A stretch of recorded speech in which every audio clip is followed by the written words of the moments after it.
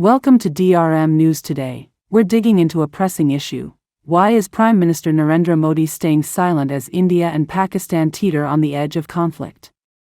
On April 23, 2025, a horrific terrorist attack in Pahalgam, Jammu and Kashmir, killed 27 people, mostly Hindu tourists.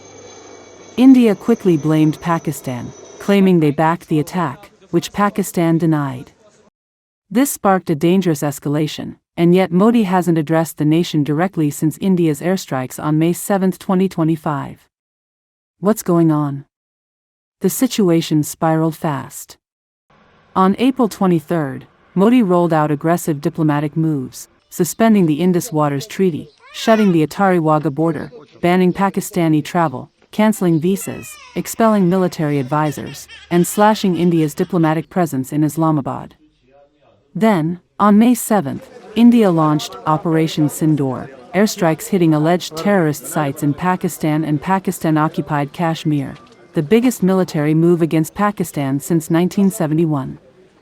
These are bold, in-your-face actions, but Modi's been eerily quiet since the strikes, leaving many to wonder why. Let's be clear, Modi hasn't been idle. On May 7, he chaired an emergency cabinet meeting, briefed President Draupadi Murmu on the airstrikes, and scrapped a planned Europe trip to focus on the crisis. He's also made vague statements, like saying India will keep its water resources, hinting at the treaty suspension.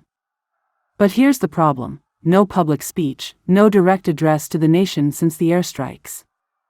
This silence is deafening, especially when India's media is screaming for action and the public is anxious about what's next. So, why the silence? Some say it's strategic. Modi might be avoiding fiery rhetoric to keep tensions from exploding, especially with nuclear weapons in play. Others point to diplomacy, with countries like Saudi Arabia and the US trying to cool things down.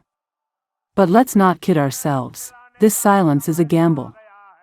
It risks looking like Modi's dodging accountability or prioritizing his nationalist base over reassuring the public. Critics argue it's a leadership failure, leaving Indians guessing while Pakistan vows retaliation. In short, Modi's silence is a problem. Yes, he's taken decisive steps, but his refusal to speak directly to the nation fuels uncertainty and fear.